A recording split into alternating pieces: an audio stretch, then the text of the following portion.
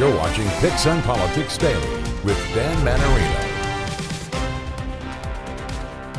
Hey everybody, I'm Dan Mannarino and welcome to PIX on Politics Daily. It is February 19th and let's talk about what's happening in New Jersey. There was a big race to fill the seat in NJ11 that was once held by now Governor Mikey Sherrill, right? And there were a lot of candidates that threw their hat in the ring. But the person who won raised some eyebrows because it wasn't a Democratic powerhouse. It was a DSA member. Her name is Analia Mejia. So that was the thing, so she won that special primary that was held a few weeks ago. Now she's headed to this election, the special general election in April 16th, and she's going to face off against a Republican candidate, Joe Hathaway. Now, as you know, New Jersey, Democrats outweigh Republicans, right? So why does Joe Hathaway think that he can actually go on and win this one? He says now is a time for a Republican more than ever. Here's our conversation. Why do you want to be the candidate for NJ11? And why do you think a Republican could win it? Sure. Well, listen, from day one, we got in this race back in October before there was 4 elections, right? We were in it from the beginning. And the reason I got in this in the first place is because I'm a mayor at the local level, but I'm also a young dad. I got a 6-year-old, a 4-year-old, a 3-month-old now. Wow. And so, I see the perspective of a lot of other young people in this district, people who are struggling with affordability issues that we have, people who aren't sure if they can start a family or purchase that first home, or if the job they're in is right based on how much debt they had to take on for college. Right? Those are issues that are impacting a lot of people across the district. And I think a lot of them have lost faith that government can actually do anything to solve any of these problems, or that anyone actually cares enough about doing the work instead of just getting the headlines like we see on TV so much. So that's what we got in this race in the first place. I think we can bring that same mayor's mindset and the results we've gotten at the local level, bring that same approach, that same workhorse attitude down to Washington to try to make things better for people.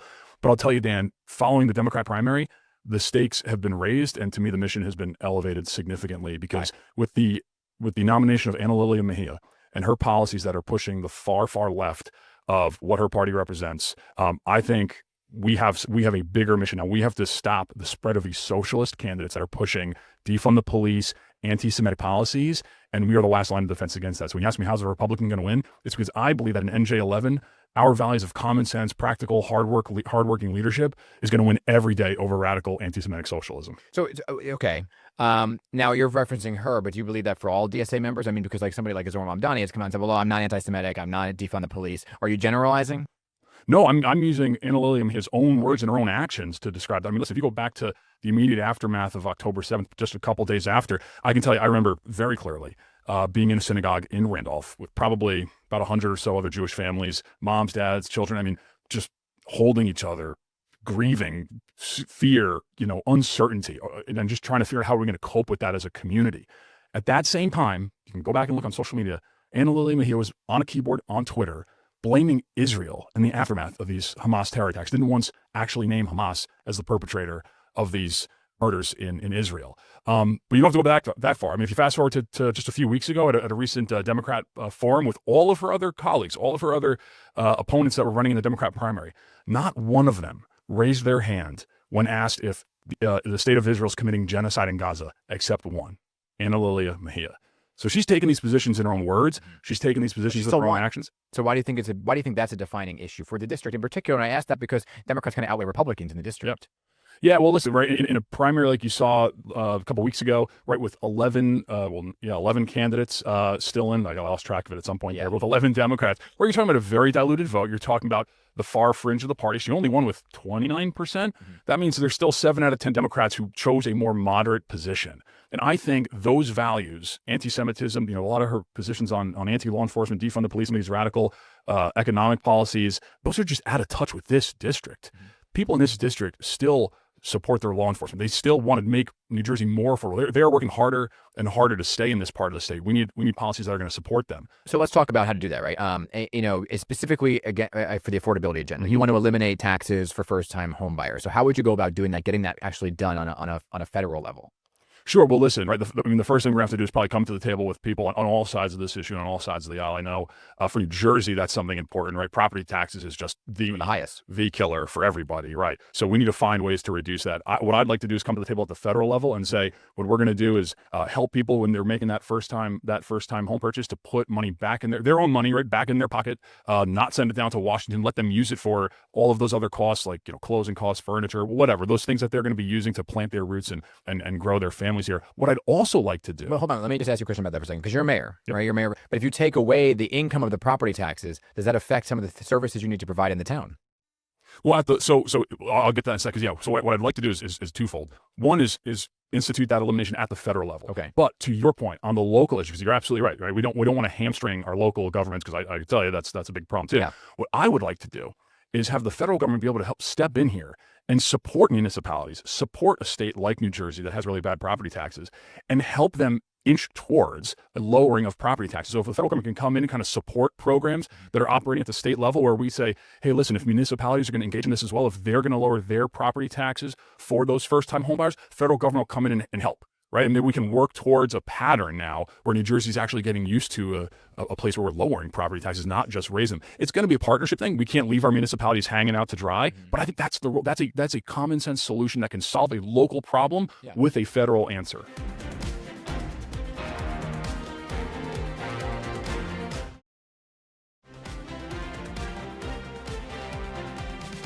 A big issue right now kind of playing out in New Jersey and around the country is ICE, immigration efforts as well, right? And we were talking earlier about ICE raids that are happening in Hoboken and Jersey City and areas around New Jersey right now, Newark.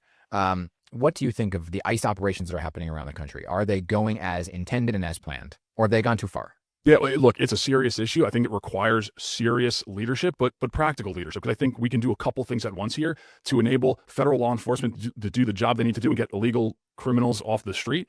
But we got to keep people safe. I mean, we just have to do that. So, look, I look at this in a couple different ways. One, I think there are absolutely things we can be doing to reform the way ICE operates and communicates, or maybe it doesn't communicate, quite frankly, with our municipalities and our local law enforcement. We talk about things like de-escalation techniques or better technology, better training. Like, those should be on the table for how we reform these operations. But I will tell you, at the same time, and having served at the local level with a very strong local police department, we need our local and state PD to have a role here. We have solutions that can help people practice their constitutional rights to protest peacefully, right? That is something they need to be able to do if they choose to. Right now in New Jersey, you can't have your local law enforcement and the federal law enforcement engaging in any way. We can't know where they are. They can't communicate on where to be and how to support people and keep people safe.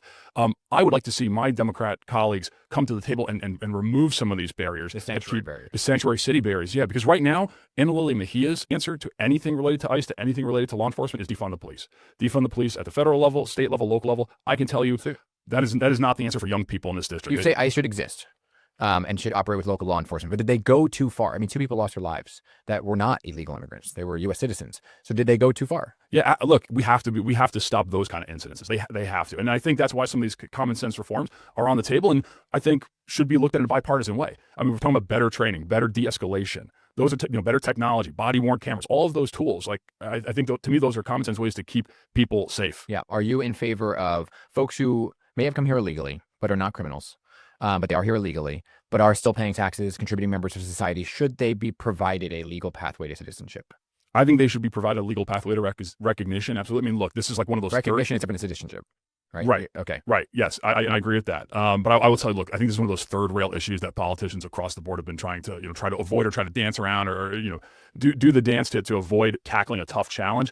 We have to stop being afraid to at least come to the table and offer solutions to move the ball forward. Because you're absolutely right. Look, if people have been here a long time, if they've been contributing to our community, if they've been contributing to our country and to our economy, they should have a pathway to recognition to be able to be here and live their lives and move forward and continue to raise their family in a future here. Yeah. The reason I'm asking is because, I see the protests that are happening on the streets of Montclair and within the district. So it seems like it's an issue that people may be voting on.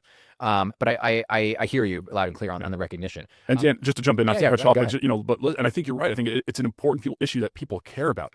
To solve it, though, we need actual solutions. We need people to come to the table and say, okay, let's work on both sides of this issue here to get something done. Not just pushing for defund the police, abolish ICE. Those aren't real solutions that actually make anybody any safer at the end of the day. I ask the Democrats often, what kind of Democrat are you? Because the Democratic Party seems kind of fractured and splintered in some areas with progressives, DSA, so on and so forth. What kind of Republican are you? Are you MAGA Trump? Are you more moderate? How do you describe yourself?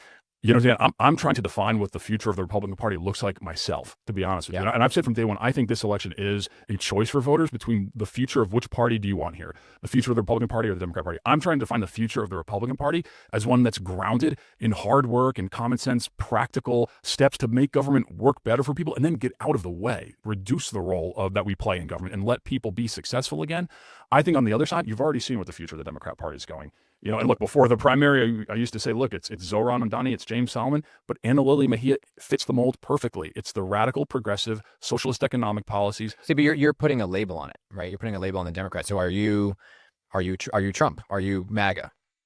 No, look, I think I'm a guy that believes in the broad tent of the Republican Party, right? Individual liberty, strong borders, right? Strong security, promoting our private sector and small business. I think I adhere to the basic fundamentals of our party. Yeah. It's about trying to make government work better, give people more freedom, more ability to be successful, but putting them first, the people in my district. That's the role at the end of the day.